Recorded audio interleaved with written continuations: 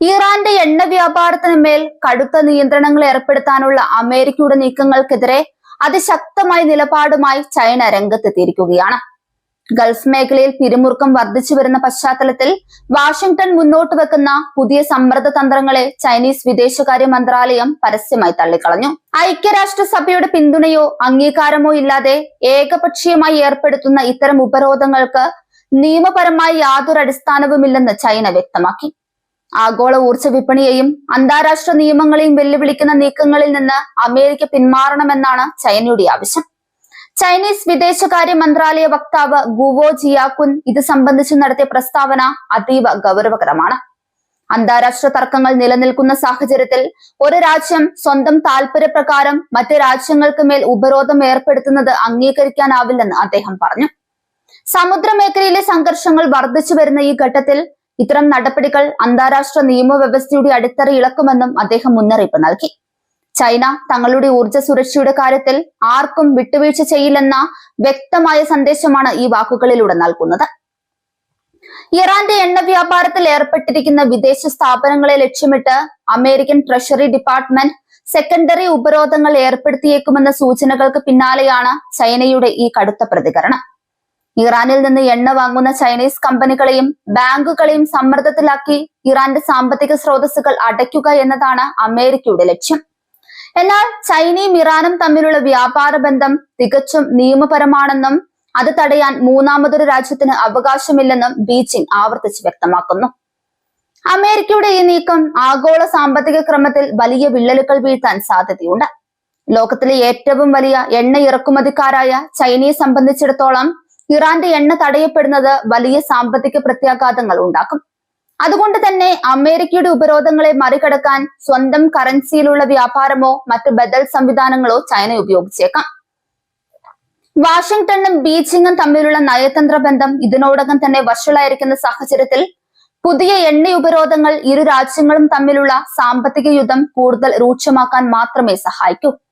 പശ്ചിമേഷ്യയിലെ മാറുന്ന സൈനിക സാഹചര്യം കൂടി കണക്കിലെടുക്കുമ്പോൾ ചൈനയുടെ ഈ നിലപാട് വളരെ പ്രധാനമാണ്. ഇറാന് മേൽ അമേരിക്ക ചെലുത്തുന്ന അമിത സമ്മർദ്ദം മേഖലയിലെ സമാധാനത്തിന് ഭീഷണിയാണെന്നും അത് ചർച്ചകളിലൂടെ പരിഹരിക്കേണ്ടതാണെന്നും ചൈന വിശ്വസിക്കുന്നു. എന്നാൽ സൈനികവും സാമ്പത്തികവുമായ കരുത്തുപയോഗിച്ച് ഇറാനെ തളയ്ക്കാനാണ് അമേരിക്ക ശ്രമിക്കുന്നത്. ഇതിനെ ചെറുക്കുന്നതിലൂടെ മേഖലയിലെ തങ്ങളുടെ സ്വാധീനം ഉറപ്പിക്കാനും അമേരിക്കയുടെ ആധിപത്യത്തെ വെല്ലുവിളിക്കാനുമാണ് ചൈന ലക്ഷ്യമിടുന്നത്. വരും ദിവസങ്ങളിൽ അമേരിക്കൻ ട്രഷറി ഡിപ്പാർട്ട്മെന്റ് എടുക്കുന്ന തീരുമാനങ്ങൾ അന്താരാഷ്ട്ര വിപണിയിൽ വലിയ ചലനങ്ങൾ ഉണ്ടാക്കും. ചൈനീസ് സ്ഥാപനങ്ങൾക്ക് നേരെ ഉപരോധമുണ്ടായാൽ അത് ലോകത്തിലെ രണ്ട് വലിയ സമ്പദ് വ്യവസ്ഥകൾ തമ്മിലുള്ള നേരിട്ടുള്ള ഏറ്റുമുട്ടലായി മാറും. ഐക്യരാഷ്ട്രസഭയെ നോക്കുകുത്തിയാക്കി അമേരിക്ക നടത്തുന്ന ഇത്തരം നീക്കങ്ങൾക്കെതിരെ മറ്റ് ലോകരാജ്യങ്ങളുടെ പിന്തുണ തേടാനും ചൈന ശ്രമിക്കുന്നുണ്ട്.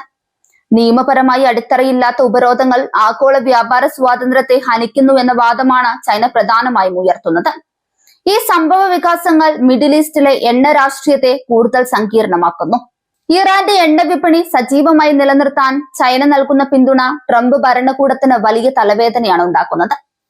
ചൈനയുടെ മുന്നറിയിപ്പ് അവഗണിച്ച് അമേരിക്ക മുന്നോട്ട് പോകുമോ അതോ നയതന്ത്രപരമായ വിട്ടുവീഴ്ചകൾക്ക് തയ്യാറാകുമോ എന്നാണ് ഇപ്പോൾ ലോകം ഉറ്റുനോക്കുന്നത്.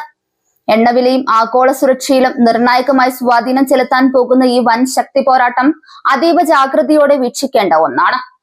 വരും ആഴ്ചകളിൽ ഗൾഫ് മേഖലയിലും അന്താരാഷ്ട്ര വേദികളിലും ഈ വിഷയത്തിൽ കൂടുതൽ വാക്പോരുകളും നയതന്ത്ര നീക്കങ്ങളും പ്രതീക്ഷിക്കാം. പശ്ചിമേഷ്യയുടെ ഭാവിയും ആഗോള ഊർജ്ജ സുരക്ഷയും ഈ തർക്കങ്ങളുടെ പരിസമാപ്തിയെ ആശ്രയിച്ചിരിക്കും.